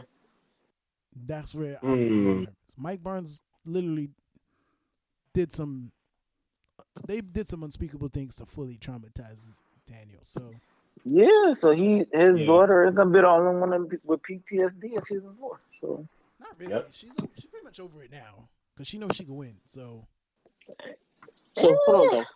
One more thing though. Listening. Considering that they're bringing things in from all the Karate Kids up to this, well, not all the, so far we've gotten elements from all the 3 Karate Kid movies. Do you think they would / should bring in elements from the next Karate Kid? No. Oh, from the next one? No. Hillary Swank was trained by Mr. Miyagi. Her character was trained by Mr. That's Miyagi. him on vacation. No. No. I kind of like where Isa was going with that. I don't. But okay. I'm gonna tell you why. Because she has, other than being trained by Miyagi, she has no connection to anybody's story whatsoever. True. No. But it wouldn't surprise me. It wouldn't surprise me. No. I wouldn't mind it because it wouldn't surprise me if Daniel actually does know about her. If he knows about her, that's one thing. But does he need to be there? No. I think that I wouldn't mind it if she came in. No. I really wouldn't. Me neither. Now, what I really would mind, I hope they don't do this. They bring in the other Karate Kid movie when everyone, the one where everyone was doing kung fu. They already established. Hey man, next Karate Kid canon. So how was the next Karate Kid whatever? They cut it out. They literally cut that out of the series. You had no idea, did you? They literally cut that shit out. Two, isn't the executive producer Will Smith of Cobra Kai? No. Will Smith is not the executive producer of Cobra Kai, no. Honestly. Hold up. Because I've seen I literally seen Will. Hold up. No. First of all, Cobra Kai was created by 2 fans of the Karate Kid. Hold on. It's just too bad they can't get Mr. Miyagi. You're wildin', son. Y'all wildin' with some of these hot takes. I'm not gonna lie to you. If they did manage to bring in Jaden Smith, though, I'd have sat there and been like, "You gotta be kidding me," because I'd be like, "This is not." The way he looks now, that would look crazy. Yeah. Yo, Dwayne. I can't see nothing. Oh shit, he actually is. So executive producer is Will Smith. He's one of them. That's Wikipedia, though. So I mean, he's one of them, but still. Hold on. I'm looking at it on Men's Health too. So that was another thing I caught. I was like, yo, at the beginning. Is Will Smith's production company, and it owns the rights to the Karate Kid franchise since he did the reboot back in 2010. So that does make him an executive producer to the show since he owns the rights to Karate Kid. He owns the rights to Cobra Kai. Ralph Macchio. Yeah. Yes. That's interesting. I'm not gonna lie. I've seen a couple of beginning episodes when they seen the credits and it said executive producers Will Smith. I was like, you don't say. He's not taking any sort of creative control over it because it doesn't feel like a Will Smith production. In all honesty, I think he's executive producer in name only. I don't think he's actually doing anything actively working with this franchise. Yeah. I hope it stays that way because he will just shove Jaden in. He just will shove Jaden in there. He's like, go make my money. Go make my money. Yeah, that's pretty much it. And I got it. Is he still executive producer? That's another thing. Like, was he bought out? Because, like I said, I don't. Because when I just Google executive producers, his name doesn't show up. But when I click this link here, his name is there. Yeah, the men. Yeah. I see it too. I mean, Jesus, now I'm nervous. Hold on. His screen rant. Will Smith's involvement. You can read it, bro. We're on a podcast. Just read it. It's a long-ass article. All right, hold on. Will Smith is an executive producer on Cobra Kai, and here's why the movie star is involved with the show.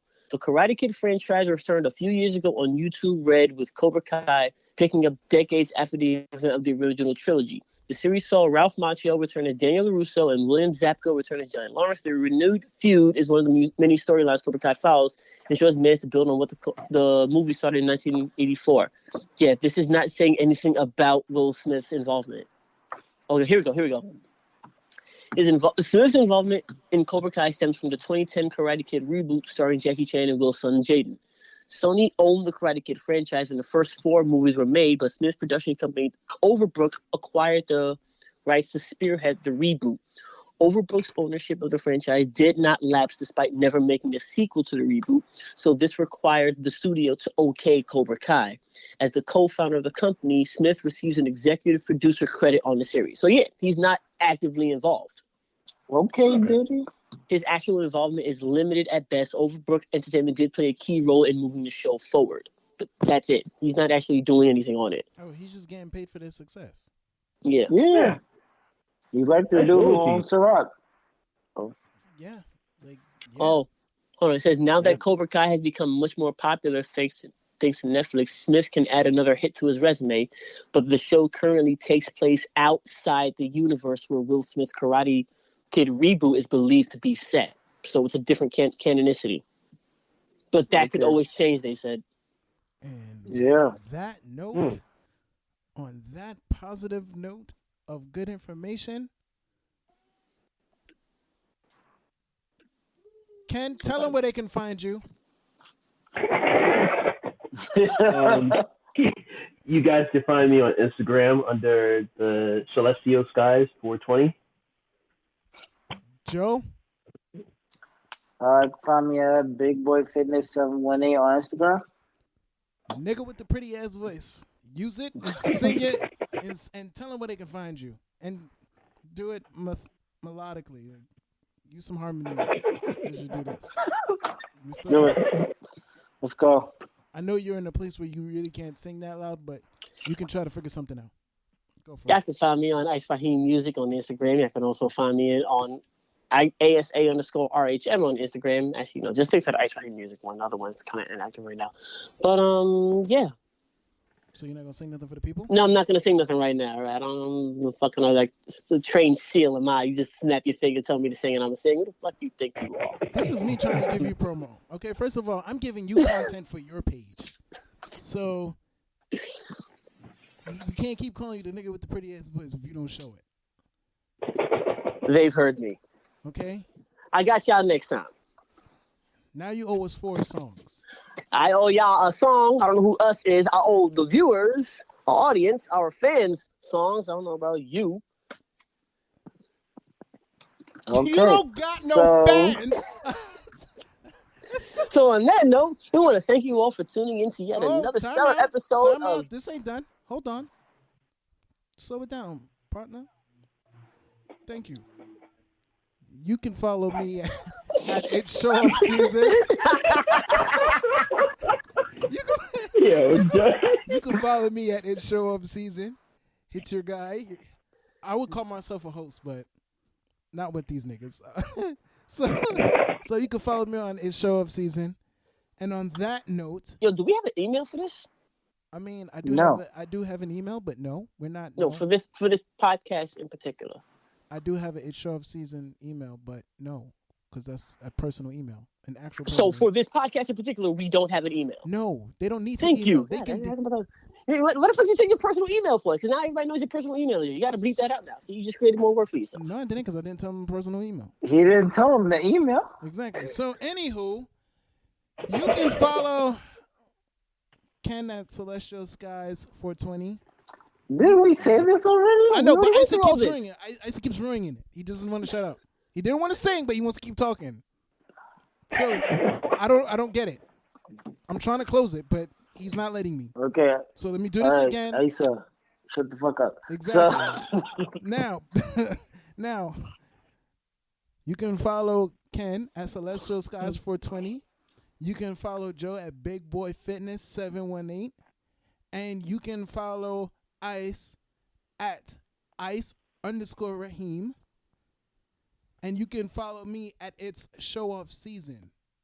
Now, on that note, doesn't it have the music in it? Sorry, but yeah, it's Ice Raheem Music. At this point, guess what? He didn't want to sing, so we don't know he does music. He should have sung. So now, on that note, I would like to tell everyone, Cobra Kai never dies. So goodbye and good night.